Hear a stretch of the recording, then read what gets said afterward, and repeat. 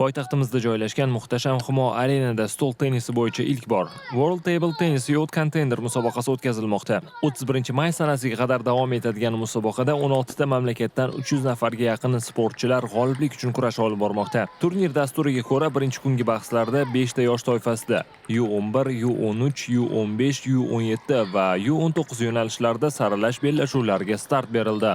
Bu xalqaro turnir nufuzli jihatdan o'sha jahon stol tennisi tashkilotini taqvimidan o'rin olgan eng yirik turnirlardan biri hisoblanadi va bu turnirda 11 yoshdan 19 yoshgacha bo'lgan yosh stol tennisi ustalari o'zaro bahs olib bormoqda. Bizda bunaqa xalqaro turnirlarni tashkil qilishdan asosiy maqsad shu yoshlar o'rtasida stol tennisini kengroq ommalashtirish. Ya'ni aholi, yoshlarimiz shu sport turiga yana qiziqishini qaytarish orqali bizni bo'lajak kelgusi katta yirik turnirlarda, olimpiada, jahon chempionatlarida o'zimizni yosh sportchilarimizni munosib ishtirokiga zamin yaratishdan iborat. Murosasiz bahslarda yosh sportchilarimiz chet ellik tengqurlari bilan tajriba almashishmoqda. Albatta, endigina professional sportga qadam qo'yayotgan yoshlar uchun bunday yirik musobaqalar faqatgina foydaga ishlaydi.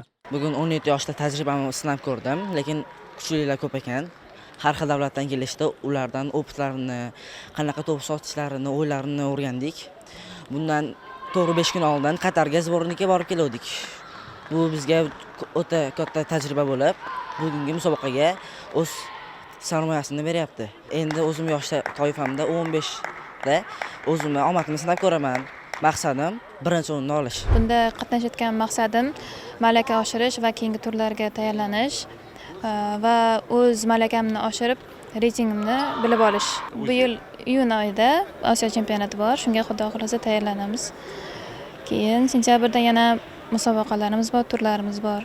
Shunga tayyorlanamiz. Ma'lumot uchun musobaqaning final bosqichi 31-may kuni bo'lib o'tadi. Shu bilan birga g'olib va sovrindorlarni taqdirlash marosimi ham shu sanaga belgilangan.